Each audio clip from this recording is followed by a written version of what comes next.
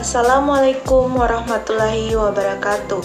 Perkenalkan, nama saya Miista Amelia dengan standbook A1A120014 kelas B, Program Studi Pendidikan Ekonomi, Fakultas Keguruan dan Ilmu Pendidikan Universitas Halu Oleo Kendari. Baik, pada kesempatan kali ini saya akan menjelaskan dan memaparkan materi tentang pendapatan nasional. Baik, yang pertama adalah pengertian pendapatan nasional.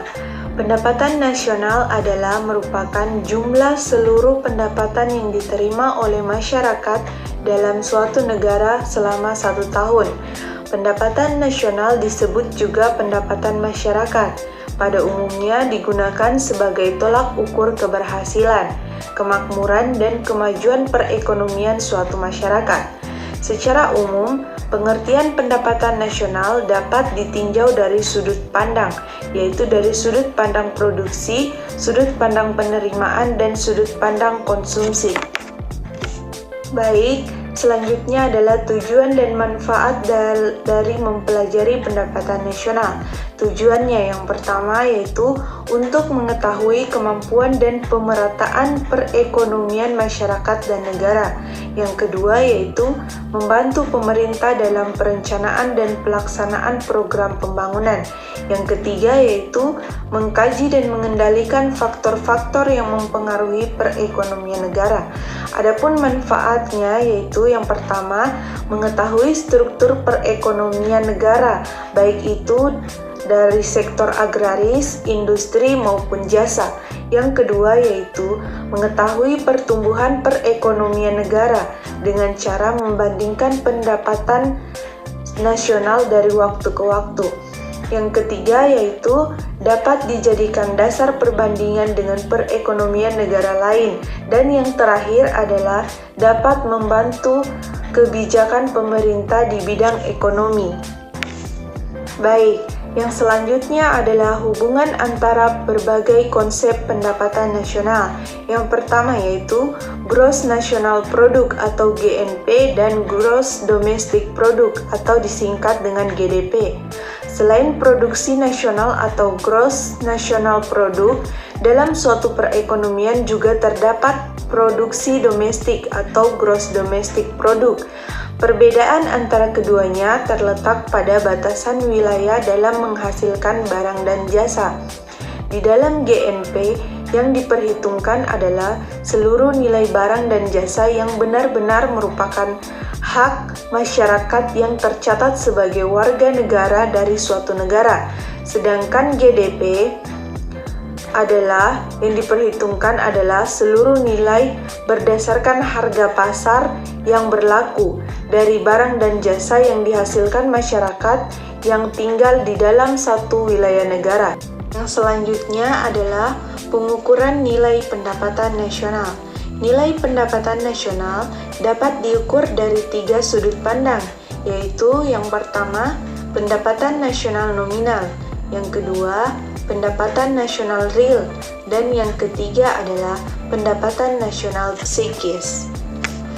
Pendapatan nasional nominal adalah pendapatan nasional yang diukur dari jumlah satuan uang. Jumlah satuan uang ini merupakan penjumlahan harga pasar dari seluruh produksi barang dan jasa yang dihasilkan oleh masyarakat atau jumlah uang yang diterima masyarakat, baik berupa sewa, upah, bunga maupun laba. Nilai pendapatan nasional tersebut dihitung berdasarkan harga yang sedang berlaku pada tahun tersebut. Kedua, pendapatan nasional real. Pendapatan nasional real adalah pendapatan nasional yang diukur dari nilai tukar dan daya beli. Penentu tinggi atau rendahnya pendapatan real adalah perkembangan tingkat harga yang tampak pada indeks harga. Bila tingkat harga naik lebih tinggi dari kenaikan pendapatan, maka pendapatan real menurun. Demikian sebaliknya. Jadi, pendapatan nasional real dihitung berdasarkan harga tetap atau konstan. Yang terakhir adalah pendapatan nasional psikis, adalah Pendapatan nasional yang diukur dari segi kemanfaatan atau utilitas yang diperoleh atau dirasakan oleh masyarakat selama 1 tahun. Selain pengukuran pendapatan nasional sebagaimana yang seperti yang saya jelaskan tadi, pendapatan nasional dapat pula dibedakan menjadi pendapatan nasional potensial dan pendapatan nasional aktual. Pendapatan nasional potensial adalah tingkat pendapatan nasional yang akan dicapai apabila sumber daya dalam perekonomian digunakan sepenuhnya, atau pendapatan nasional yang akan dicapai dalam keadaan kesempatan kerja penuh atau full employment. Dalam kenyataan, full employment sulit tercapai. Oleh karena itu, suatu perekonomian sudah dapat dikatakan full employment apabila pengangguran yang terjadi hanyalah pengangguran dalam bentuk pengangguran normal dan pengangguran struktural. Kemudian yang selanjutnya adalah pendapatan nasional aktual, adalah pendapatan nasional yang sebenarnya dapat terwujud oleh kegiatan ekonomi pada suatu waktu tertentu. Pada umumnya, pendapatan nasional aktual lebih kecil daripada pendapatan nasional potensial. Perbedaan besarnya pendapatan nasional potensial dengan pendapatan nasional aktual disebut jurang pendapatan nasional atau gap national income. Dalam kenyataannya, tidak mudah untuk memperoleh data mengenai pendapatan nasional potensial. Akan tetapi, dapat diperkirakan berdasarkan sumber daya yang dimiliki oleh suatu perekonomian. Nah, selanjutnya kita akan membahas tingkat-tingkat pendapatan nasional. Dalam perhitungan pendapatan nasional, terdapat 6 konsep atau istilah yang saling berkaitan. Konsep tersebut adalah yang pertama, produk domestik bruto, yang kedua, produk nasional bruto, yang ketiga, produk nasional neto, yang keempat, pendapatan nasional neto, yang kelima, pendapatan perseorangan, dan yang terakhir adalah pendapatan bersih. Baik, kita akan membahas satu persatu. Yang pertama yaitu produk domestik bruto. Produk domestik bruto adalah seluruh pengeluaran yang dilakukan oleh rumah tangga konsumen, perusahaan, pemerintah, dan sektor luar negeri. Berdasarkan pendekatan ini, maka pendapatan nasional dapat dirumuskan dengan Y sama dengan C ditambah I tambah G tambah X kurang M.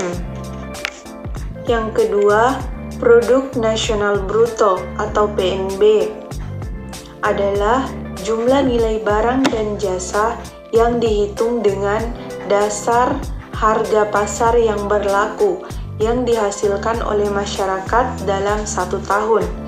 Barang dan jasa ini adalah barang akhir atau final goods, yaitu barang yang telah mencapai tahap penggunaan akhir sehingga siap untuk dikonsumsi oleh konsumen. Yang ketiga, pendapatan nasional atau national income. National income adalah produk nasional bersih, yaitu yang diperoleh dengan cara mengurangkan GNP dengan pajak tak langsung neto atau setelah memperhitungkan subsidi dan nilai penyusutan aktiva atau modal tetap. Yang keempat, pendapatan perseorangan atau personal income. Pendapatan perseorangan atau personal income adalah jumlah penerimaan setiap orang dalam masyarakat. Tidak semua pendapatan nasional neto diterima oleh pemilik faktor-faktor produksi karena masih harus dikurangi dengan pajak yang tidak dibagikan, pajak perseorangan, kemudian ditambah dengan transfer payment. Yang kelima, pendapatan bersih atau disposable income. Pendapatan bersih juga disebut take home pay atau disposable income, adalah pendapatan yang sudah menjadi hak milik masyarakat. Pendapatan ini merupakan pendapatan yang benar-benar sudah siap dibelanjakan oleh masyarakat. Yang selanjutnya adalah kita akan membahas tentang pendekatan perhitungan pendapatan nasional. Untuk menghitung besarnya pendapatan nasional suatu negara dikenal 3 macam pendekatan, yaitu pendekatan pengeluaran, pendekatan penerimaan, dan pendekatan produksi. Pendekatan pengeluaran. Pendapatan nasional berdasarkan pendekatan pengeluaran adalah jumlah seluruh pengeluaran yang dilakukan oleh rumah tangga konsumen, perusahaan, pemerintah, dan sektor luar negeri. Berdasarkan pendekatan ini, maka pendapatan nasional dapat dirumuskan dengan Y sama dengan C tambah I tambah G tambah X dikurang M. Dengan dalam artian Y yaitu pendapatan nasional sama dengan C atau pengeluaran konsumsi ditambah dengan pengeluaran investasi ditambah pengeluaran pemerintah ditambah dengan ekspor dan dikurang dengan impor. Yang selanjutnya, pendekatan produksi. Pendapatan nasional dapat pula dihitung berdasarkan hasil akhir barang-barang dan jasa-jasa dalam suatu periode tertentu dari semua sektor produksi atau lapangan usaha yang menghasilkan barang atau jasa. Barang-barang atau jasa-jasa yang dihasilkan merupakan nilai output neto atau nilai tambah yang diciptakan pada berbagai sektor lapangan usaha. Dengan menghitung dan kemudian menjumlahkan seluruh nilai tambah dari masing-masing sektor lapangan usaha, dapatlah dihindari terjadinya perhitungan ganda atau double counting. Untuk menghindari perhitungan ganda tersebut, yang ketiga adalah pendekatan pendapatan. Pendekatan pendapatan adalah cara menghitung pendapatan nasional berdasarkan pendapatan yang diperoleh pemilik faktor-faktor produksi sebagai balas jasa dalam partisipasinya membentuk produk nasional. Pendekatan ini dapat dirumuskan dengan Y sama dengan W ditambah P tambah R tambah I, atau pendapatan nasional sama dengan upah atau gaji ditambah dengan profit atau laba yang diperoleh ditambah dengan sewa yang diterima ditambah dengan bunga modal. Baik, materi yang terakhir yaitu tentang manfaat perhitungan pendapatan nasional. Studi tentang pendapatan nasional bagi suatu negara memiliki peranan yang sangat penting. Data pendapatan nasional yang akurat mempunyai beberapa manfaat, yaitu yang pertama, sebagai indikator tingkat kemajuan dan kemakmuran suatu bangsa. Pendapatan nasional merupakan salah satu alat untuk mengukur tingkat kemajuan suatu perekonomian. Masyarakat yang makmur dan sejahtera adalah masyarakat yang memiliki tingkat pendapatan tinggi. Pada umumnya, masyarakat yang tingkat pendapatannya rendah atau negara miskin dibarengi dengan tingkat pendidikan yang rendah menunjukkan bahwa negara tersebut jauh dari kemajuan. Oleh karena itu, setiap pemerintah berupaya keras untuk meningkatkan pertumbuhan pendapatan nasionalnya agar dapat mencapai kemakmuran dan kesejahteraan seluruh masyarakat. Yang kedua, yaitu sebagai alat penentu struktur perekonomian. Struktur atau corak perekonomian suatu masyarakat dapat dilihat dari komposisi pendapatan nasionalnya. Sektor produksi yang memberikan kontribusi terbesar terhadap pendapatan nasional merupakan penentu struktur perekonomian. Yang ketiga, yaitu sebagai dasar untuk menyusun perencanaan pembangunan dan berbagai kebijakan. Data kuantitatif tentang jumlah produk atau output, konsumsi masyarakat, investasi, saving, dan juga pengeluaran pemerintah dapat digunakan sebagai dasar untuk menentukan kebijakan ekonomi yang lebih baik di masa yang akan datang. Karena data pendapatan nasional dapat dipergunakan sebagai dasar berpijak pelaksanaan pembangunan ekonomi. Yang keempat, sebagai dasar penentu kemanfaatan hubungan luar negeri. Studi tentang pendapatan nasional juga dapat dipergunakan sebagai dasar untuk mengevaluasi kemanfaatan hubungan kerjasama dengan luar negeri. Cara yang dapat ditempuh adalah membandingkan data dalam neraca pendapatan nasional dengan data neraca pembayaran luar negeri. Yang terakhir, dapat mengukur perkembangan perekonomian bangsa dari tahun ke tahun. Berdasarkan data pendapatan nasional, dapat diketahui arah perkembangan perekonomian masyarakat, apakah semakin maju dan berkembang atau semakin mundur dan merosot, ataukah tidak menentu atau naik turun. Dengan demikian, dapat ditentukan kegiatan apa yang harus dilakukan masyarakat untuk mengarah perkembangan pendapatan sesuai dengan yang diinginkan.